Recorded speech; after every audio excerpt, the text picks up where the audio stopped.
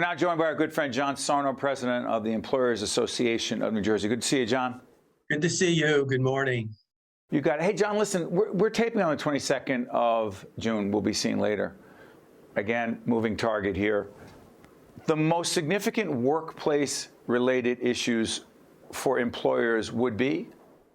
Right now, it's making the transition back to post-pandemic environment. Very tricky, very complex. I think that's probably the preeminent issue at the present moment, and quite frankly, going forward for the foreseeable future. So let's dig a little deeper here. There are some employers we've spoken to, for-profits, not-for-profits, academic institutions, et cetera. All employers. We're an employer, the Caucus Educational Corporation, PBS, they're employers.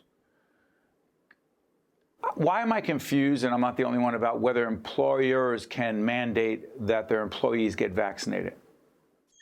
Well, I think it's natural to be confused because, New Jersey has been operating under several executive orders, right? So the state has its own authority to respond to a public health crisis. On the other hand, we have the CDC and the OSHA guidance. OSHA is a federal agency around safety and protection of employees. Correct. In the workplace. Safety and health. So oftentimes they can be overlapping, but how about contradictory? In conflict, clearly. So I think that is, probably accounts for why there might be uncertainty. And then you have the natural consequence of the vaccination being voluntary. We don't have a mandate, so that we're going to have probably close to 70% of adults at the end of the day fully vaccinated in New Jersey. Many of them are in the workforce, but that means that there is probably going to be 20 to 30% unvaccinated. So we are going to have a mixed bag with regard to who's vaxxed and who's not. But for employers, John, devil's advocate question, do they not have a responsibility, don't they have a responsibility to protect all employees potentially from COVID by making sure that all employees are vaccinated? And if you're not vaccinated, letting that person into the workplace is risky. Oh, without a doubt, without a doubt. Under existing law and labor standards, an employer can require an employee to get vaccinated. Now, if the employee has a disability or medical condition, then that might be an exception. But an employer could require the vaccine. There's no question about it. How about a religious exemption? Yes, you'd have to accommodate a genuine, sincere religious objection, similar to a medical condition or a disability. How about a political objection? No. Those First Amendment type free speech issues would not be in play in a private workplace. Now, if you're employed by a municipality, a public employer, there might be a very limited First Amendment right, but clearly the welfare and the safety and the health of the workforce would outweigh a kind of a free speech type of argument that you can make even in a public workplace. Hey, John, the whole concept of normal, back to normal, and then the term new normal. Yeah. How do you describe what you believe will be the so-called workplace of the future? Normal, new normal, back to normal, no normal? Well, that's a great question because, we have a tendency to be nostalgic and sort of want to go back to this. I want to go back to this ideal, environment. But like the normal pre-pandemic, really wasn't that great for a lot of workplaces and certainly for a lot of workers. I mean, stress levels were high. The World Health Organization had identified work burnout as an occupational illness. All of this before the pandemic. So I think there's probably a once in a generation opportunity to create better workplaces. So, I see the new normal not as going back, not trying to repeat what didn't work, but an opportunity to create better work for more people, better workplaces with health, safety, and engagement as the core human resource function.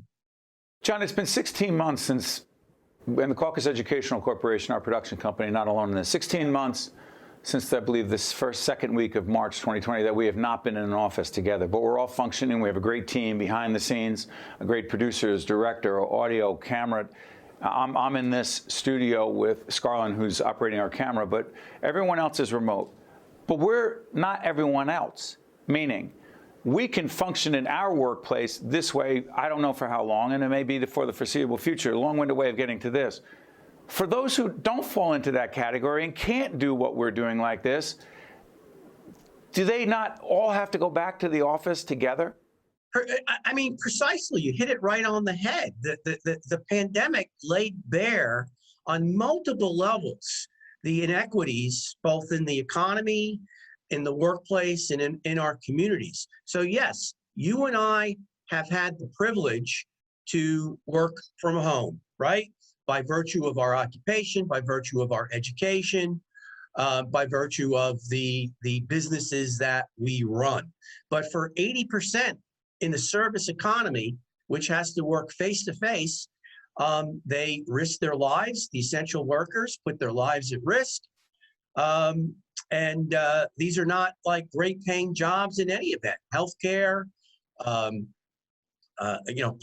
public service type jobs. So, I think we're going to have to address those inequities because the normal, again, wasn't that great for these essential workers. John, I'm sorry for interrupting. I'm up against the break right here. Real quick, give me 30 seconds on, I have a leadership question I'll ask you separately, but real quick, on the workplace shortage, there's a legitimate workplace shortage, is there not?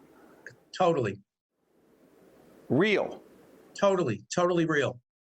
A lot of factors. More jobs are vacant than people looking right now. And for those of us who are skilled, what we've learned during the pandemic is that maybe we don't want to go back to that employer.